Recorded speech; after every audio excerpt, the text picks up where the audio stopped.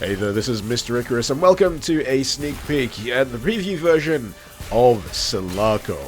For those of you who have not heard of this before, I believe this actually started life as a GZ Doom mod, and in time blossomed in scale to become its own standalone project. Personally, I have been looking forward to this one for a good while, and I've been eagerly keeping an eye on any progress and any snippets of gameplay I can get my hands on. But now, thanks to the wonderfully generous devs behind SELACO, I finally get to give it a whirl for myself ahead of its official debut at Steam Next Fest. So, with that out of the way, what should you expect from the gameplay of SELACO? Well, probably one of the more significant inspirations when it comes to the shooty bang bang that you'll experience during the course of this is fear. Now, of course, maybe one of the first things you think of when you think of fear is the slow-mo, but for the time being, as far as I can tell, that's not part of the loadout here.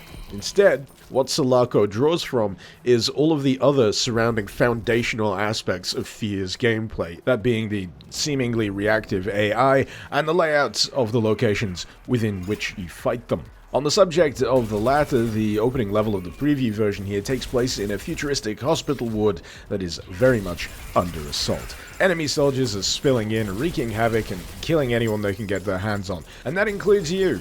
There's a wonderfully tense opening section to this where you're unarmed, clambering through vents, avoiding soldiers as best you can, until eventually you do get your hands on this wonderfully chunky assault rifle, which has a pleasingly powerful feeling primary fire, one that will serve you extremely well when it comes to painting the walls purple. In that pursuit, you'll find that utilizing the layout of the environment and any available cover is very much going to be key to succeeding in that mission.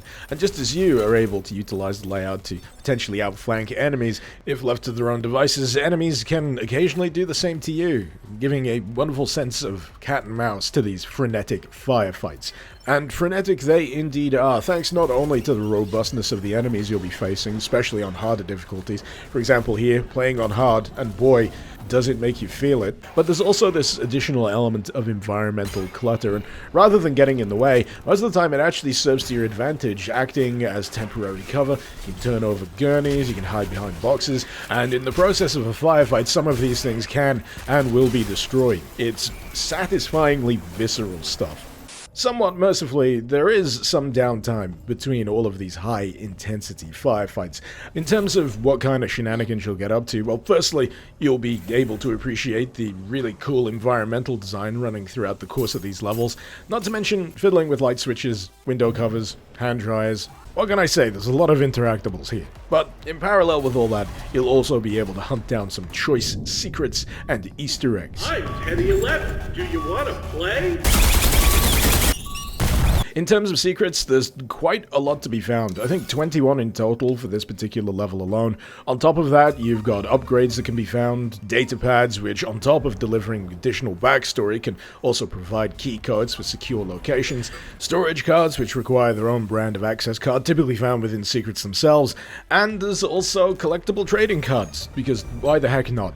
But I've got to say, this does a good job of making you feel smart for discovering certain secrets. For example, one during the course of this level requires you to place something metallic in an MRI scanner, and as you should know, doing so will result in some kind of destructive effect, and wouldn't you know it, it blows a hole in the wall, granting you access to not just some additional supplies, but one of those access keys for the storage cabinets. But yeah, going on the hunt for these always seems to be worth your while. The storage cabinets, for example, in this level can net you a few additional frag grenades, and if you find the right keypad combination, you'll be able to get your mitts on a pretty damn powerful shotgun.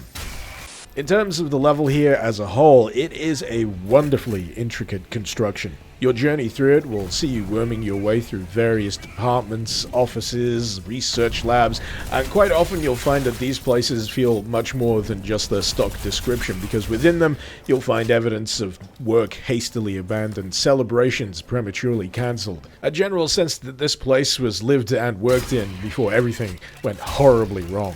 To say that it is a densely packed level would be a massive understatement. As I've already said, there's a lot to explore, there's a lot of nooks and crannies to stick your nose into, and when it comes to the moment-to-moment traversal, there's also some fun little things that you can engage in, even in the midst of firefights. For example, during the course of a level, you'll see these little Roombas, which, yes, are indeed petable, and take advantage of access ducts in order to get around, which, guess what? You can take advantage of too. This comes particularly in handy during a part of the level where enemies receive a buff in their abilities, allowing them to throw up energy shields, and using these ducts can allow you to scoot right on past and ambush them from behind. Honestly, really satisfying to pull off. And let's face it, satisfying is very much a key word for me here when it comes to discussing this preview build of SELACO. It just does so much very right. I mean, I can't believe I've not even mentioned the roaring cricket yet. That thing is a goddamn hand cannon. In any case, the culmination of this level will see you releasing lockdown in the lobby and discovering that you've got one pretty significant obstruction left before you can leave, and that would be the Juggernaut. On top of being a big beefy boy with a big beefy minigun, the Juggernaut also has the benefit of a dash maneuver, allowing him to close the distance between you terrifyingly quick. He's also voiced by Gianni, because everyone is voiced by Gianni, even me. In all seriousness though, it's a pretty effective way to close out the level with a big significant fight, one that's made all the more momentous feeling by the fact that the Juggernaut is actively teased throughout the course of the level. You'll hear him talked about or with during the course of radio chatter, and hands down one of my favorite touches has to be the tiles falling from the ceiling as he stomps somewhere overhead, the trail of destruction leading you neatly towards the confrontation itself. But wait, there's more. I'm happy to say that this build I have access to contains an additional level for me to blast through, and this takes place a fair bit later in the story according to the pre-level text, and is indeed a very different environment from the more sleek yet ruined environments of the hospital.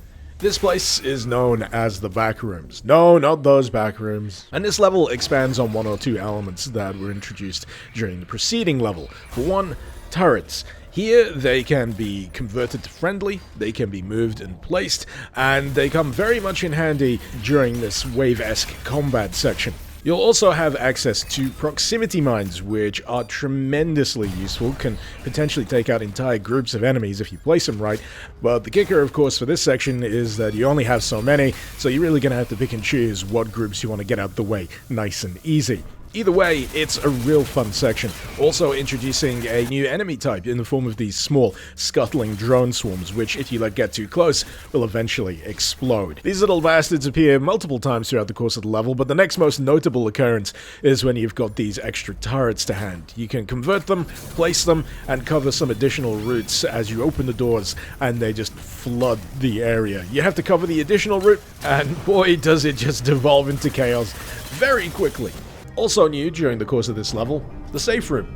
I think it's safe to assume that this is giving off distinct Resident Evil safe room vibes in its own right, but rather than allowing you to store items, this allows you to upgrade your guns. The usual suspects apply here: increased mag size, increased accuracy, more powerful alt fire along with a smattering of other factors, and to the back there you'll also notice a secure keypad which awaits a code that you'll no doubt find during the course of the level itself.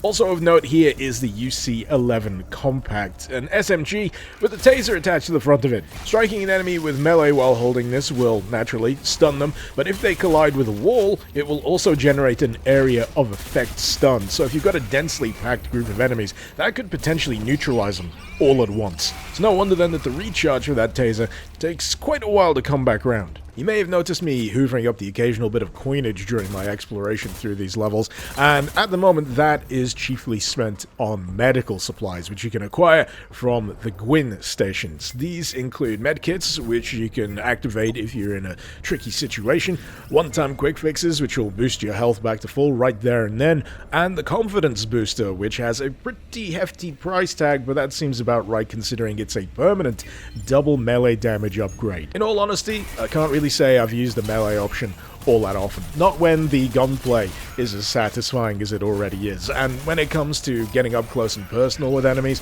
closing that distance can occasionally mean you're going to tank a few bullets to the face anyway.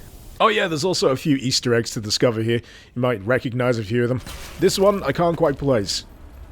Nah, doesn't ring a bell. Not at all. In any case, the back end of this map will see you dropping in quite literally to the Broken Seal, a delightfully named bar where, if you play your cards right, you'll be able to have some fun with the Penetrator. If you've played Fear, you should have some inkling of what this weapon can do, specifically nailing sons of bitches to walls. Much like every other occurrence of it during the course of this preview, combat is punchy, enjoyable, and is honestly something that you will continuously look forward to. There's no instance of, oh god, now I've got to get into a fight. It's, oh boy, now I gotta get into a fight. Bring it on, let's see how much of a mess we can make of this place.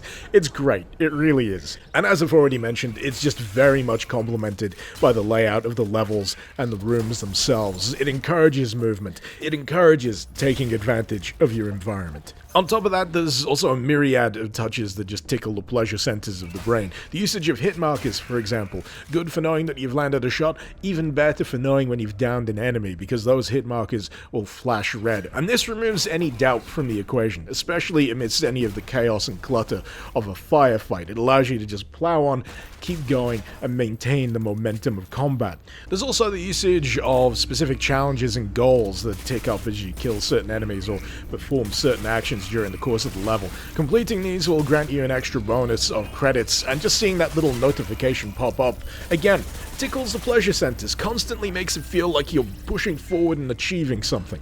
All in all, I gotta say I am real impressed with this preview build of SELACO. It is astonishingly good, even in this early form, and is just an absolute joy to play. The combat is snappy, the movement feels weighty yet smooth, what with the ability to dash and slide between cover, and the level design here, as previously mentioned, is wonderfully intricate, just tightly designed, and the environments you explore here have a real tactile, tangible feel to them, especially with the ability to just make an absolute mess of the place as you battle through them. So, yeah, I would heavily advise giving this demo a whirl when available in Next Fest. Call it a hunch, but I think you might just get a kick out of it, because I certainly did, and I am seriously looking forward to the rest of this game when it eventually releases. But anyway, I hope you've enjoyed this little peek at the preview version of SELACO, and until next time, this has been Mr. Icarus. Thank you very much for watching. Icarus out.